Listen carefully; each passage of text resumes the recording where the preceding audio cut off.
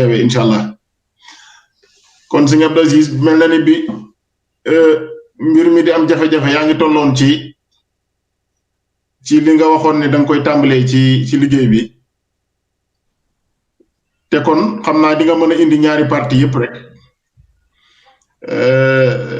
te benn bi jëmoon ci l'importance di wolofal maanaam njariñul wolofal ci yoonu murit te bi ci topp jëm ci perspective d'évolution li ñuy wax maanaam ana yan fan lañ ci dox jëm daal ci wolofal moom ci boppam waaye kon xam naa du ma ci sori dama lay bàyyi nga wéyal rek incha allah sëñ Abdou Aziz. asalaamaaleykum wa rahmatullah. waaleykum salaam wa rahmatullah. waaw ñoo ngi dégg bu baax. waaw kay xam naa di jégalu bu baax rek balaa muy dugg ci waxtaan wi ndax xam naa wàllu connexion yi moom mel na ni tey dafa xaw a sant bu sa moom day na amoon na yéene lool nag gën cee kii waaye xam naa ñu barkeelu ci rek kon xam naa di dellu di santaat bu baax rek mbokk yi amal jataay bi ni ma ko waxee woon mooy fédération des mourides de France ak collectif bi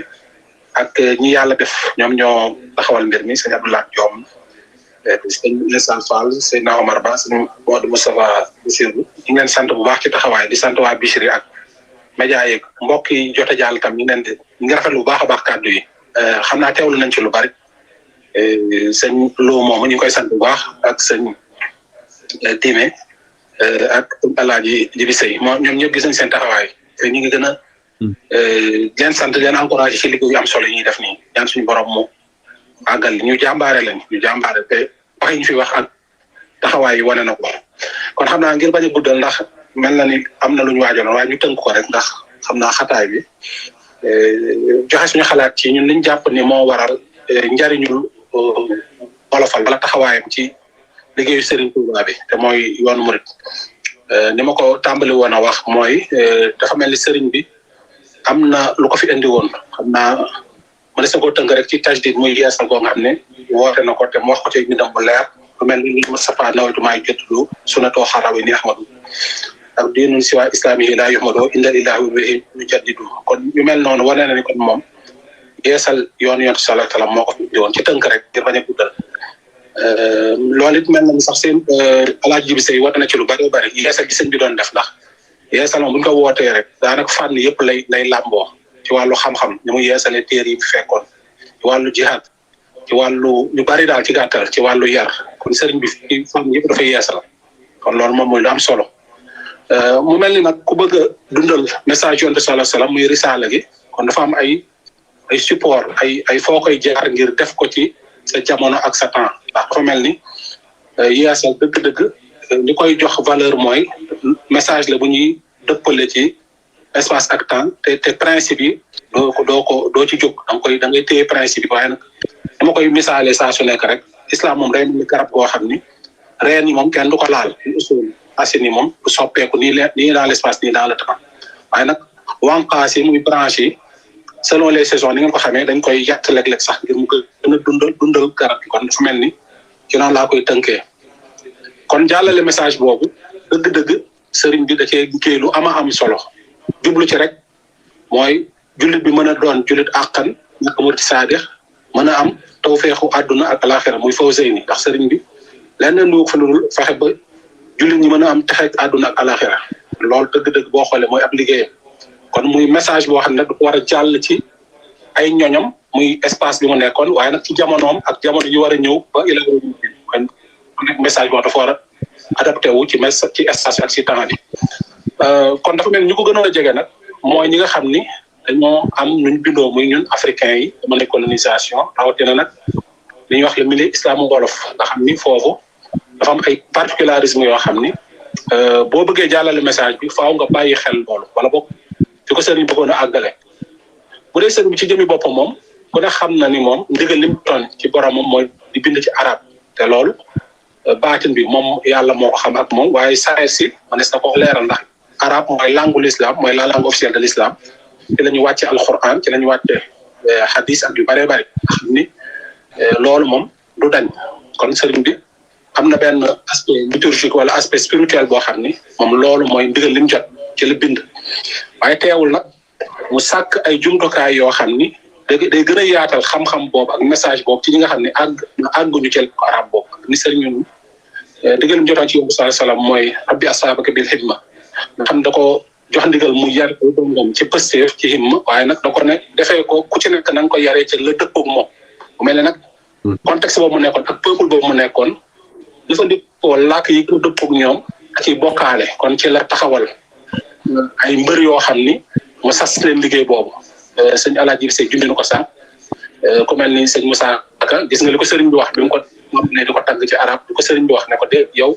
lee mooy sa liggéey gis nga te Baye Mbaye Jaxate moom it taxawaayam te mu mel ni nag mag ñi nag dafa mel ni dañoo xamoon lool boo leen seetloo seen waxit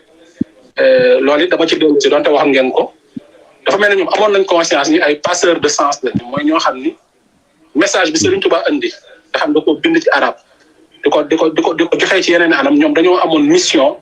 di ko jàllale ci seen làkk woowu mooy li ngeen fi waxoon sànq rek mu dellu ci tey jii ma wax ba ne tareet ngir yaa ma def antal pareet ngir yaa fa bi xam-xam ne yëreet ci sama xel ci xarnu bi nga xam ne kon loolu kon moom day wane ni Cheikh Moussa Ka moom jàppoon na ni moom xam-xam yi muy sotti di ko génn ci wolofal yooyu kon message Sëñ Tuubaa waaye mu dëgg-dëgg ay waxi boppam kon mu interprété la boppam kon loolu dafa naan leer na fa am na tam feneen fu muy waxee naan bismillahi njàmbee gi deeti jow pake ca bël ba njàmbee di mool buy xuus ci géeju Bàmba di xotti mbeex may jàlle gaañu pomba nga xam ni dafa jël benn image bu am solo image poétique du piroguier boo xam ni daa ñëw bu dugg ci biir géej gi ngir jàllale gaañu pomba la wax pom bi mooy le pont de la langue xam ni le pont de kon moom mel na ni ñoom amoon nañu conscience yi ni ñoom kon ndekete li Pape Djibi Alaaji Bisee doon wax message Sëñ Tuubaa lañ doon sotti ci peuple boo xam ne ñu ci bari ni ñu koy waxee ajam lañ loolu tam la lu mel ni Cheikh Samba Diarra Mbaye doon wax bu leen may yéem leen ko moom du man di wax mooy kat di wax waxande laa buñ tëji wax fu ma tëjee may làmmiñam kon moom gis nga mi ngi wane ni kon moom li ñu gis ci moom dans la forme et dans le fond biir sëriñ bi la noonu boo ko toppee noonu mag ñi benn par benn da ngay gis ni ñoom dañuy jàppale sax ñoom maanaam ay messages yi Sëñ Tuubaa la Sëñ Tuubaa dafa nekk serviteur du prophète maanaam di liggéeykat yoonu saa saa ñoom ñu nekk liggéeykatu Sëñ Tuubaa kon ñoom xidma daanaka loolu da koy dugg sax ci xidma bi ñoo xidmaal Sëriñ Tuubaa ba sax boo jàllee sax ba ci ku mel ni Cheikh Anta Diop sax da ngay fekk lu mel noonu ndax wax naa ko ci sama téere boobu ngeen doon ñu muy xidma bi may wane Cheikh Anta Diop sax œuvre bi mu def dans tous les domaines boo ko retracé da nga koy fekk ci moom juddu gi mu yaroo maanaam ci wetu keppaaru Sëñ Tuubaa ñu yar ko foofu nga xam ne moom kër Cheikh xam nañu fa la yoroo fa la jàngee lu ëpp ci alxuraan ak yu bëree moom sax da koy revendiquer ndax am na dinaa ko cité bu ci perspective fu muy fàttalee moom jaar gi mu jaar ci daa def Mbàkke Buso ak la mu fa gisoon ci lu am solo yooyu kon daal ci gàttal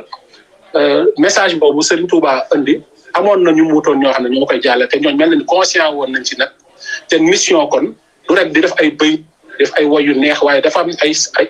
xam-xam ak i yar ak i valeurs yu ñuy transmettre loolu nag lu wax mu am solo mooy projet de société Serigne Touba boobu dafa am loo xam ni ngir mu am faaw mu ànd ak moom loolu bokk na ci xam-xam ak yar xam ni mooy rek ilmu naafi xamalu saalih ak adabul mardi nga xam ñetti yooyu xam-xam buy jariñi jëfe ko jëf ju sell te yàlla rek tax ak teggi ñu gërëm nga xam ne mooy mën nañ ne sax mooy ñetti maanaam bu dee maanaam pilier wala mooy fondement yoonu murid yooyu nga xam ni maanaam mënta ñàkk ci liggéey bi kon dafa mel ni wolofal yooyu moom da doon liggéey ci loolu ndax am na ñoo xam ne mënuñoo dem ca téere yi arab yi di ko fa xami wala ca kii kon ñoom mag ñi fexe nañ ba jaarale yooyu ci xam-xam yooyu ñu war a xam jaare ko ci wolofal ki ñu xam ko te loolu ngir li Sëñ Tuubaa bëgg am faaw mu jaare foofu kon boo xoolee murid yu bëree li ñu xam ci Sëñ Tuubaa ak di ko jëfee ci wolofal leen ko gën a xamee ak ci yenn waxtaankat muy lu am solo beneen aspect am boo xam ne sax juñu ngeen ko mooy wàllu identité ndax dafa mel ni li sëñ bi bëgg a amal muy defar nit koo xam day gëm boppam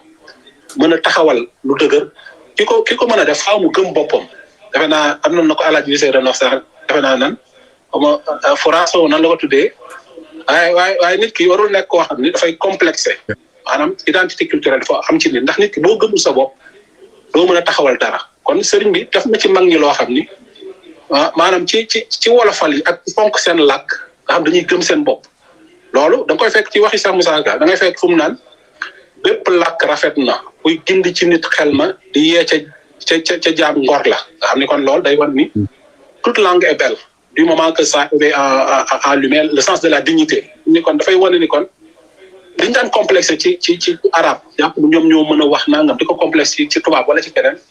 Sëriñ Tuubaa def na ci ñoom loo xam ne ñoom gëm nañ ni kat ñoom mën nañoo taxawal dara te lool ku xool sëriñ bi mu daan dundee ak ay njànget na ko ciy fekk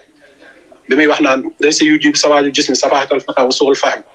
ci masaalik la couleur noire de la peau ne saurait être un signe d'inintelligence ou de mauvaise compréhension maanaam der bu ñuul taxul ñun ñu doon ñoo xam nit ñu dofe wala ñu dese wala ñoo xam dañoo war a dellu ginnaaw kon loolu sëriñ bi ci boppam moo ko jàngale yar ci mag ñi gëmloo leen seen bopp ba ñu gëm ni ñoom seen làkk dafa mën a nekk làkk moom day véhiculer ay sens ak ay valeur kon loolu moo ko def ci mag ñooñu boo demee rek ci taxmis da ngay gis ni dama da ciy wax lu yàgg lu bëree am ni mën naa ci lim ñaar wala ñetti bëy rek si ngeen déglu woon tey ji ñu laa biire gaa yu baax dinaa ay wolof baaxul tërëy day sawal ku baax ku rëy bay damoo néegum ndeyam mbaa bàyyam bu baax mu sew tey damoo si abam ngir moo fi xotti baax te moo fi wolof boo xam ne yaaram yi amti ko xoola wax boobu ñu amee solo maanaam gëm nañ ñoom Sëñ Tuubaa mi am ñoom kenn amu ko kon ñoom loolu tax na ba ñoom ñu gëm seen bopp comme li Alaaji Bisee doon wax sànq ba sax ñu naaw dañuy sax léeg-léeg sax xaw mun naa xaw a ëpp ba sax duñu naaw looti sax koo xam ne ñu amul Sëñ Tuubaa ñu nag lu am solo rawatina nag balaa ngay xam valeur lii Sëñ Tuubaa def nga dellu ci contexte boobu nga xam ni la politique de l'assimilation à la française ak le rôle de l'école coloniale ak yooyu nga xam ni tubaab bi dañ ko réussir ci yeneen i réew réussir ci yeneen peuple mais Sëriñ Tuubaa moom defar na ay ñoo xam daf leen a pikiir loo xam ni ak tubaab du mën ci ñoom dara mën ngaa jàng tubaab am diplôme yu bari làkk dàqaleen sax gën leen a mën a wax seen làkk xam ci ñoom lu bari waaye du def ci yow benn zarra ci complexe ci ñoom te dafa mel ne peuple nag balaa mu mën a développé li muy njëkk a dindi mooy complexe loolu dafa Sëriñ Tuubaa bàyyi na ko ci mag ñi c'est pour ça que di dem naan ma dee ci taxmis bu yowmal xiyaamee bopp arab fuuka rëy waxam danaa wax Sëriñ Tuubaa lu tax ab arab wedam tërub yaarab ak bopp tërub wolof ak bopp yaarab ak wax yi yëpp a yem lu jóg ngir rasulullahi baatin ba sab xorom danaa xelli meew moo xam ne yaaram yi sowti ko wala wax jooju am solo nga xam ne moom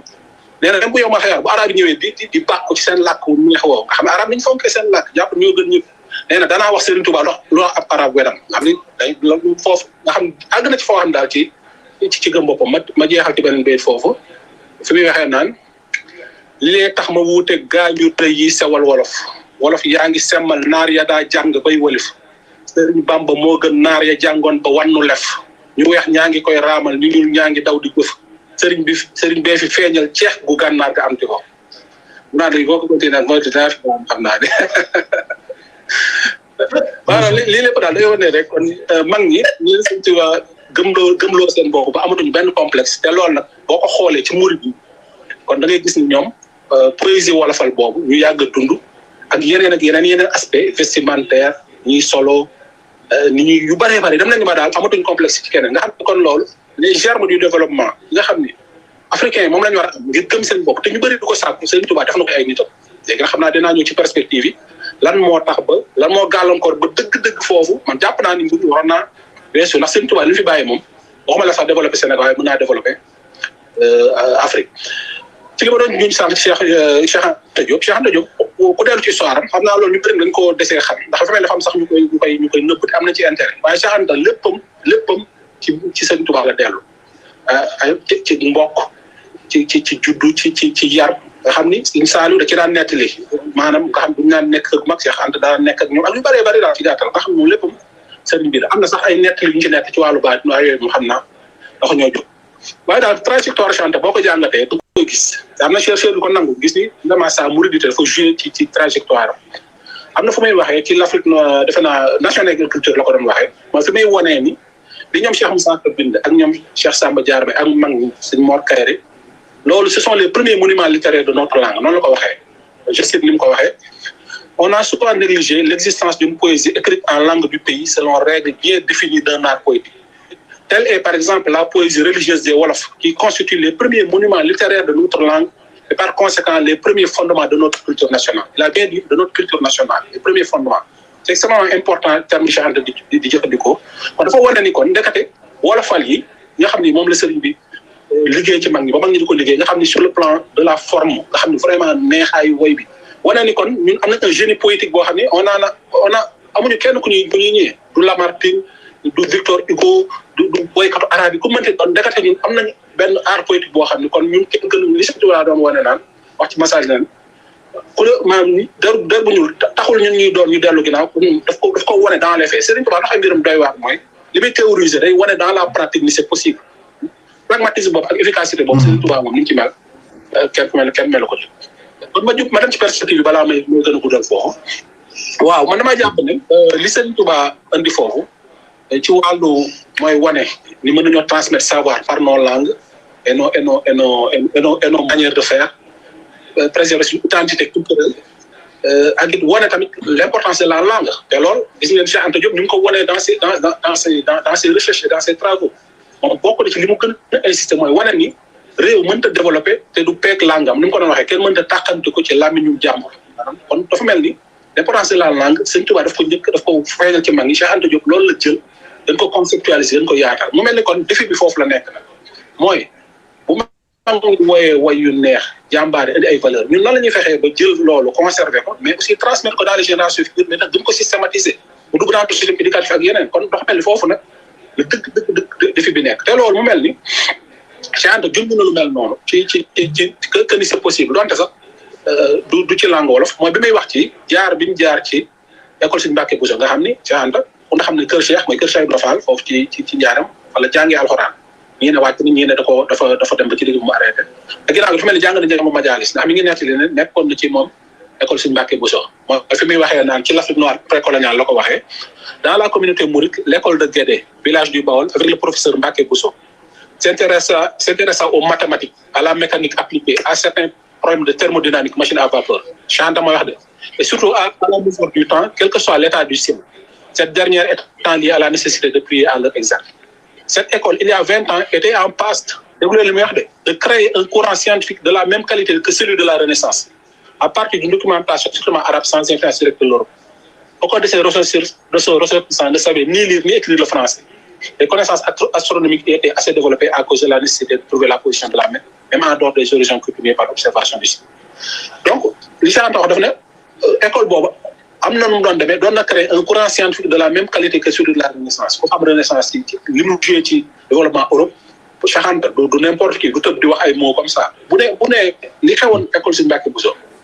bu continuer woon na mu war a continuer kon dina créer benn courant boobu dina mën a indi dans révolution scientifique loolu extraordinaire la kon mu mel ni kon Serigne indi na fi loo xam ni buñ ko développé dëgg am na fu mu mën a yóbbu réew waaye mu mel ni nag xaw naa des sam ba tey donte sax murid yi ngi góorgóorlu am na ay yu bëree bëri macha allah ay yoon surtout ko xool histoire yoon li mu jafe-jafe waaye ba léegi nag des na loolu nag li ko waral xam naa yeneen jataay dañ ko fi waaye jàpp naa ne bokk na ci li ko waral mooy ñun dañoo gën a mën a yéemu ko gëstu maanaam ñun yéemu lañ gën a mën ñun murid yi nga xam ni cey sëñ Touba ak cey sëñ Mbaye Jaxate sëñ jiw waaye ñu jàpp ni ñu war nañoo continuer loolu wala sax bu ñu àggul fi mag ñi àgg def lu mel noonu wala tegu si leen fañ tegoon loolu mooy suñu jafe-jafe nekk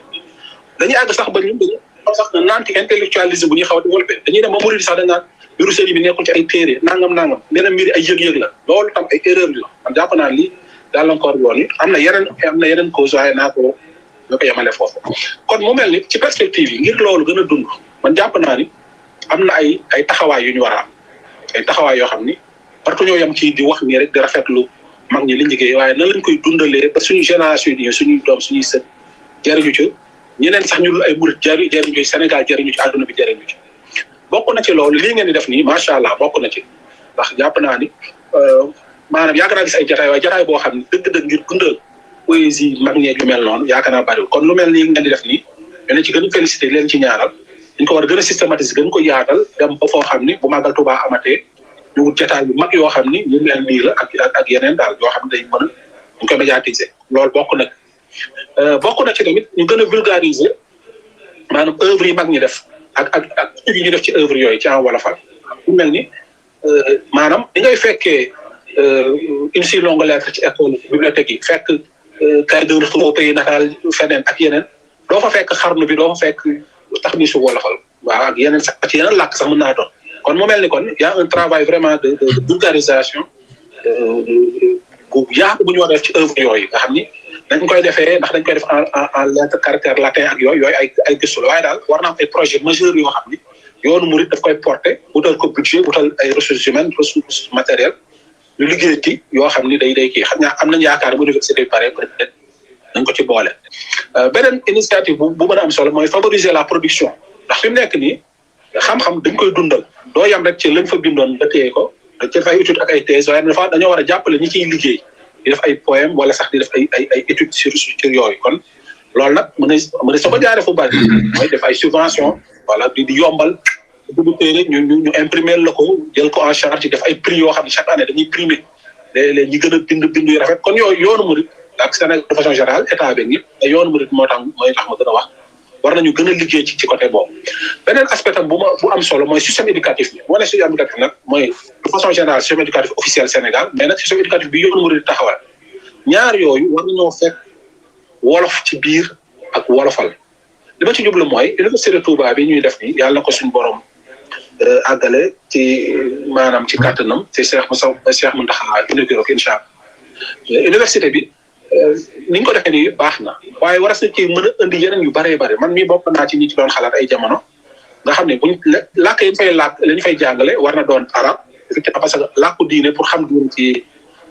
islam moom arab faaw nga peeg ko war nañoo jàng ci français ndax am na ko soxla jàng ci anglais et cetera waaye nag jàpp naa war na ci introduire wolof mais war nañ fa ay études yu sérieuses yoo xam ni suñu mbindum mag ñi ak sax technique yi ñuy soxla xam-xam yi ñuy soxla ci jaww ji muy mbay muy lu mënti doon ñu koy def sotti ci wolof di ko jàngal donga yi nga xam ñooy gën ci daara yi damaa jàpp ne wolof war naa mën a nekk sax langue boo xam ne mooy ëpp doole ci langue yi nekk boobu man damaa jàpp ne dans l'avenir loolu moo war a nekk originalité université Touba nag loolu ay réflexion la laaj ndax introduire langue ci benn système éducatif yombul y a beaucoup de préalables mais damaa jàpp ne dans l'avenir suñuy làkk bopp lañu war a jàngee ndax encore une fois boo doon jël dëkk yi gën a développé ci àdduna bi nga jël ci fukki wala ñaar fukki yi doo ci gis benn dëkk boo xam ne làkku jàmbur lañ kon loolu day wane ne làkk c'est extrêmement important il faut que nit ñi di jàngee seen làkk te murid yi war nañoo joxe foofu un prototype intéressant parce que commencé nañ ko dans le passé war nañ ko continuer def ko suñu système éducatif ba nga xam ni dañ fay jàng kii waaye duñ ko yem sax lii seen loo moom doon ndax dafa am solo mooy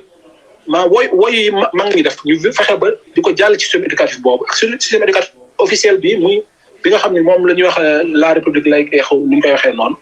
ñu école laïque et républicaine yi dañ cee war di jàngale kii xoolal ñu fi mu nekk nga nekkee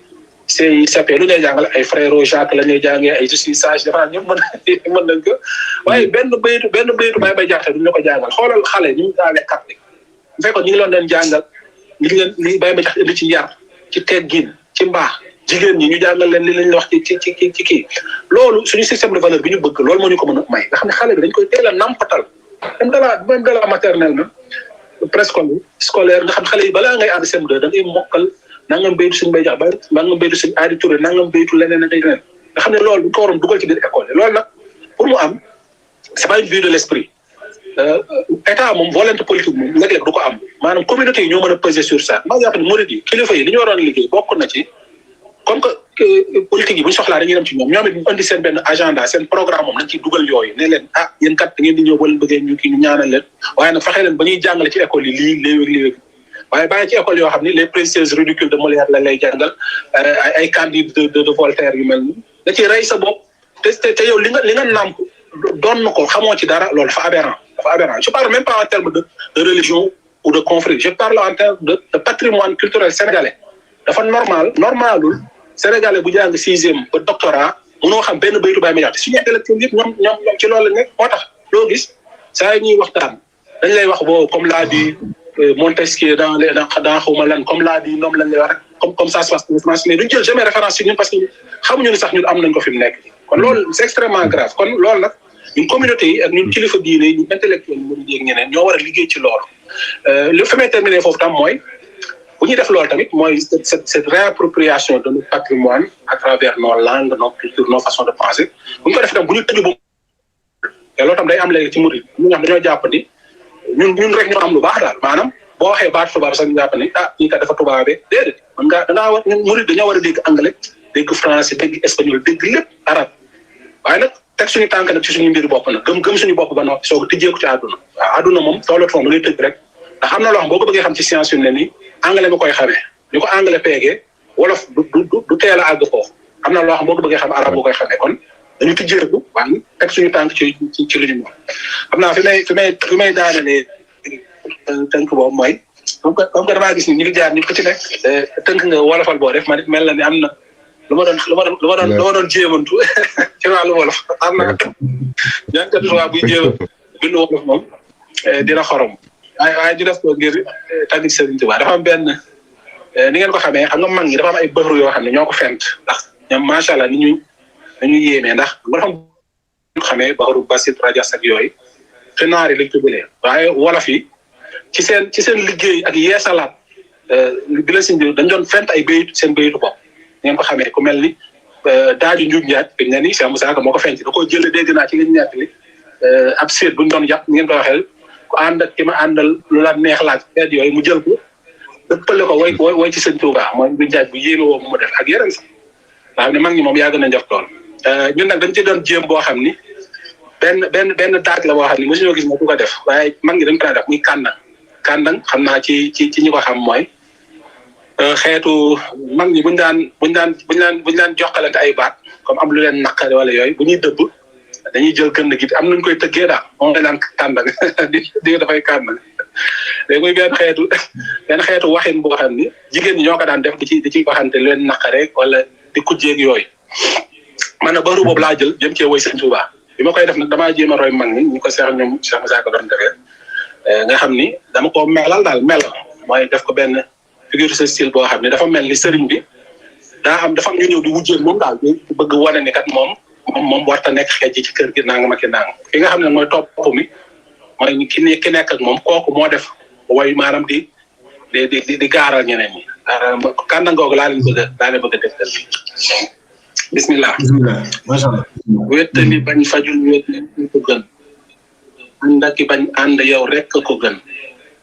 wéttali bañ fajul wéetoo ko gën ànd ak bañ ànd yow rek ko gën xettali bañ defar leen bamba ci moom jéggali noon jagal leen moo leen ci man gaarali noon saful daam bamba fi ko moo saf xorom ayam neex léppam sakkan feesali ndab sifum ñeex looy baax ci gan sàppali ñam teral gan bamba ci man moo am xorom bari ndab léppam dagan yàllaa ko def ay yéen ñi tey ngeen ñu nettali ndam mayul ndam képp ku bon fàgguli ndam te jëf yu kon lee nga gën nettali mbon fetal yoon teewul nga bon seddale ñam te aw yoon mooy tax nga gën bamba ñu jox lu gën ndox ci ba ci gën bamba ñu jox lu gën ndox ci ba ci gën biiram ba set bitam set bamba ñu gën moo dib sëriñ amul maas ñàkkit lu bon yëkkati ñu teral ñu daaxul ku bon day fab ñu bon defar leen tey ñoo fi gën te waaye ndaw lu tey ñu jiital ko kon kii moo fi def jaloore yu yëpp naan bamba di mbër mi leen daan kii moo fi man kii moo ñu sof bari may xar baax ki ko kii moo fi sof karaam bi lu def ma gën njëriñ amul lor lee tax mu gën képp ku ko liggéeyal fekk safan jàpp ci daam gënu ceex moo tax ñu naan ànd ak bañ ànd ak bamba ku gën jàpp ci daam gënu ceex moo tax ñu naan ànd ak bañ ànd ak bamba rootali ko te yow mi jéem a la gën tàkkoo la def lu rëy tey wuutee ki fen toggali ko yow mbaax sànnil lu bon yàlla nañuy yàlla may lépp lu gën xettali ñu serul ñu lépp lu bon teewali ñu lu ñu naa bamba fi gën salaamaaleykum wa rahmatullah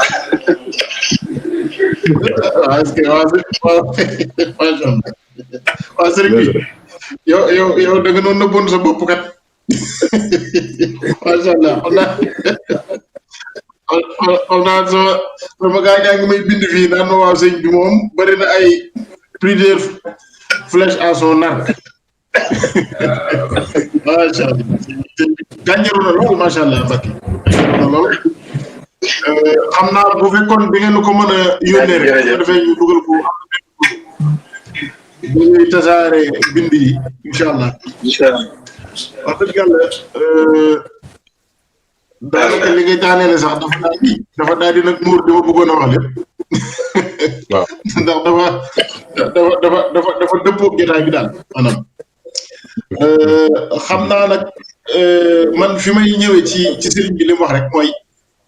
maanaam perspective yi daanaka ñun jàpp naa ne moo ñu ciy gën a yitteel ndax ñu ngi jëm ci taxawal université boo xam ni comme ni ko sëñ bi waxee yaakaar naa li mu bëgg a def ma taxawaay bi ñu bëgg wolof taxaw ko ci njàngale ak jàng yaakaar naa Touba dafa war a jox exemple bi ndax bu ñu jàppee ne loolu mooy jëme aw askan kanam muy jëme am réew kanam te ñu dëgmal lu mel ni université bi te muy projet boo xam ne musta am yaakaar naa war nañ caa sukkandiku ngir mën a jëmmal li nga xam ne moom lañu bëgg damay faral di wax ni am na sax bindkat bu mag bu ko wax bu wax ni soppi maanaam nit ñi wala soppi aw askan la ca gën du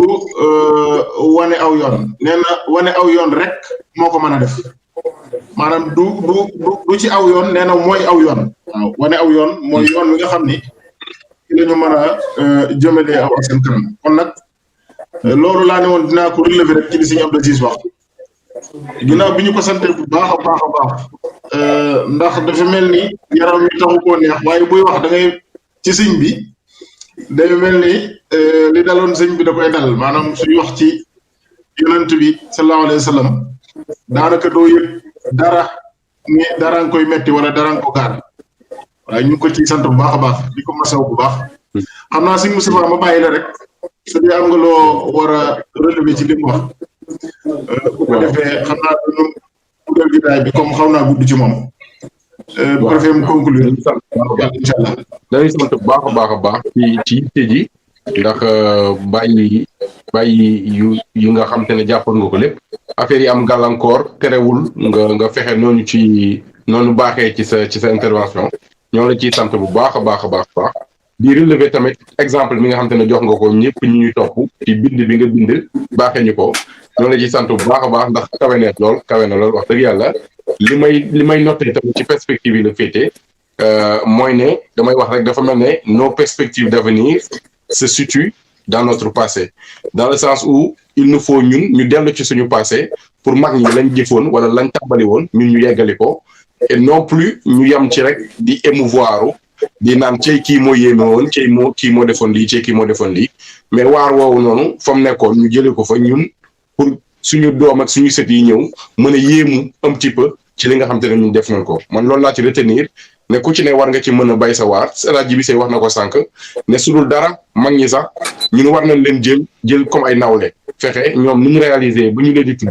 ñun ñu fexe réaliser ba ñuy tudd man daal noonu laa ko déggee ci wàllu perspective bi di jël exemple sëriñ bi ni mu def par rapport université bi yemul ci comme ni nga ko waxee nii ci perspective yi toujours mais gouvernement yi na ngeen def lii non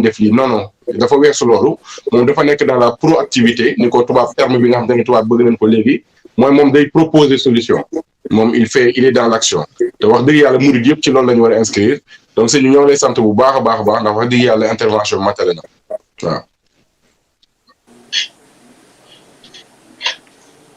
ok jërëjëf sëñ Modou Bassirou ak sëñ Seyna Omar waaw xam naa perspective yi moom allo yéen a ngi may dégg. waaw ñu ngi lay dégg baax. ok waaw réseau day kii waaw wàllu perspective yi moom xam naa sax jataay bi moo ko maywul dama ko tënk noonu rek waaye xam naa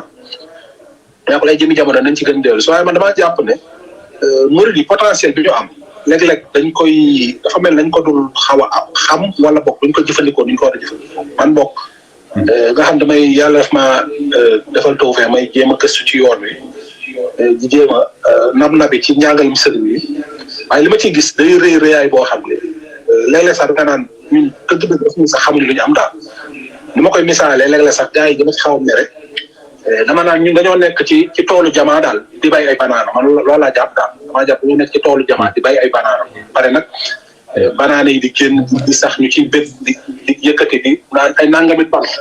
lu mu rëy boo xamee ni jamaa moo nekk ci suuf yow loolu du rëy ci yow daal kon man damaa jàpp ni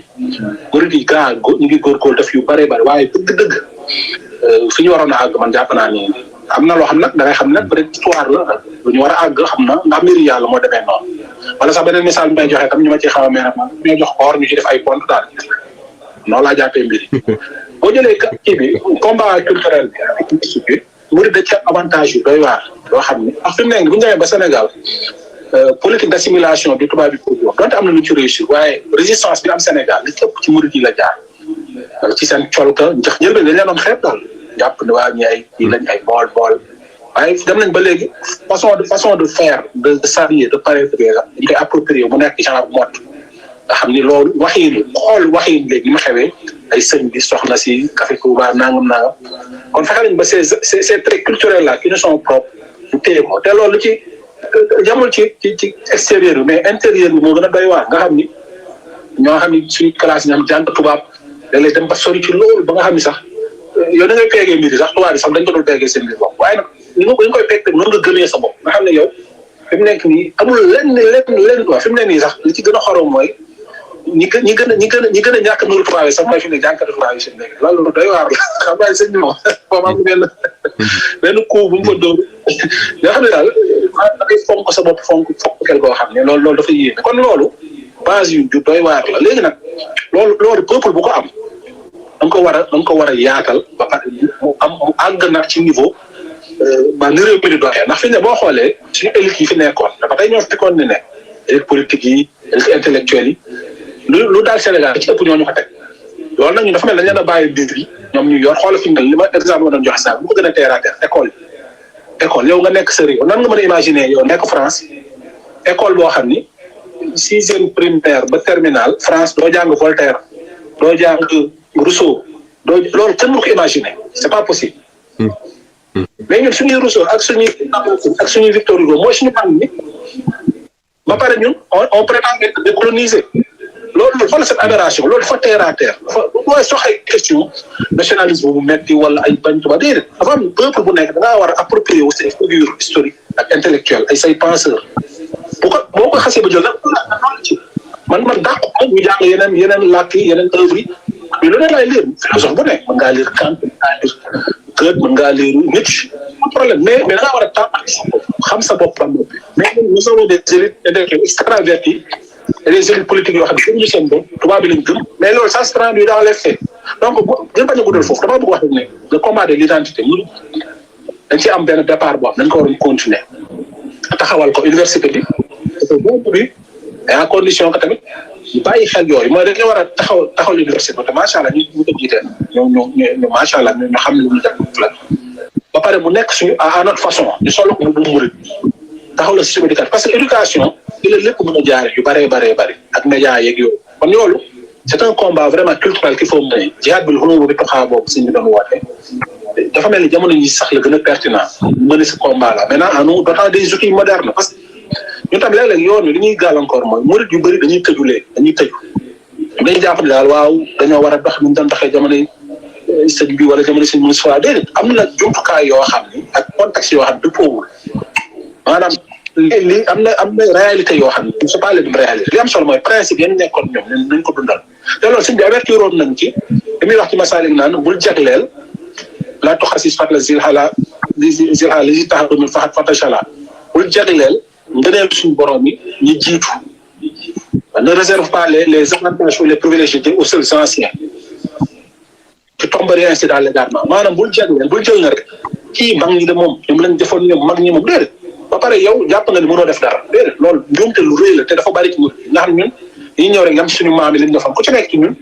yow sa maam la mu defoon rek ci ngay dund mooy ci ngay réclamé wu moom ngay woote waaye yow lan nga def yow lan nga def mooy li ma doon wax rek mooy ñun dañuy defal suñu maam yi journée culturelle waaye ñun bu ci jógee kan nga ñuy defal journée culturelle fi mu nekk ku ci nekk ci ñun war ngaa góorgóorlu yow boo fi jógee ñu defal la journée culturelle te na nga koy defee mooy nga sa maam bi fu nekkoon boo ko mën fa àggit nga def loo xam ni mën cee teg baaraam kon dañoo war a gëm li fi mag ñi bàyyi woon mi ngi fi am na solo macha allah waaye ni ñu koy dundal dëppale ko suñu réalité jamono ba mën a soqal man dama jëlale Touba ak yooyu maanaam Sénégal Afrique monde bi ndax bu may wax ci xidma la civilisation de la xidma c'est pas un vain mot man damaa yem Sëñ Tuubaa li mu indi wax dépassé politique ce sont des ferments d'une nouvelle civilisation la civilisation de la ibada et la xidma moom la monde bi di wër monde bi ñu nekk nii civilisation occidentale gis nañ fi ne nii c'est en décadence parce que civilisation dem na boo xam ne xàmmeetuñ sax luy góor ak jigéen amatuñ yàlla nga xam ne a perdu sens te loolu fi mu jëm une crise écologique kon dafa mel ni échec yi bari na léegi gis nañu choc de Union soviétique et cetera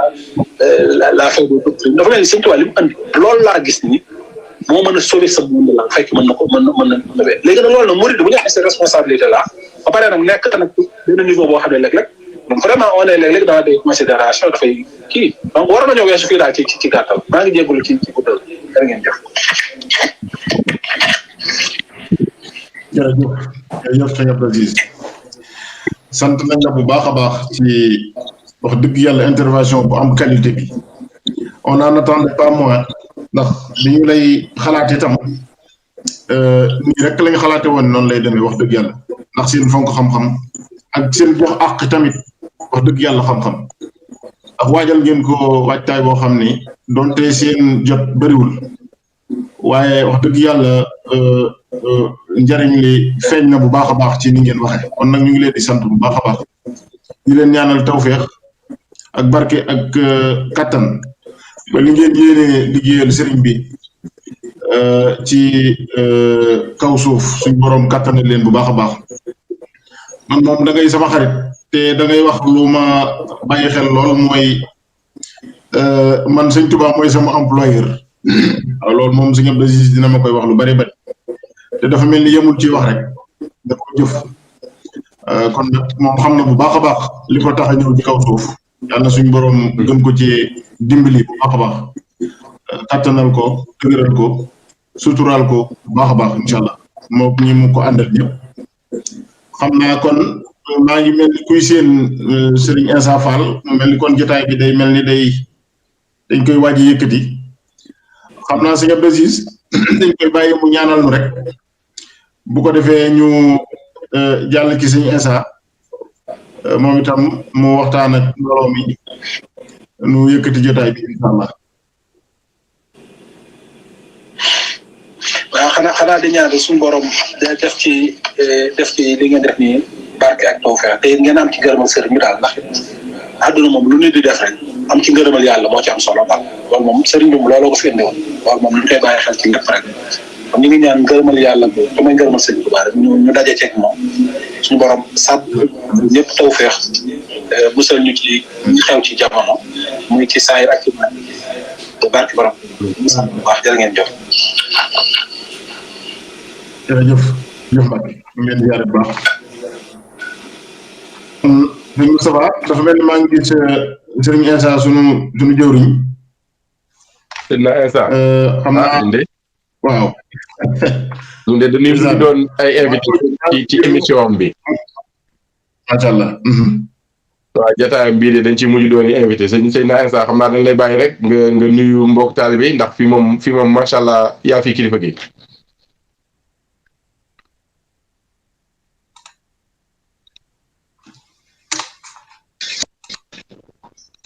waaw sëñ Insa dafa mel ni micro bi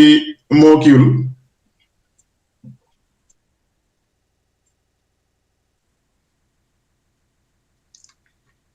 sëñ Insa dafa mel ni sa micro activé.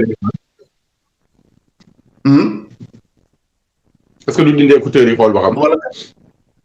waaw dindi casque bi waaw écouteurs yi waaw. dafa mel ni son bi ñëwul.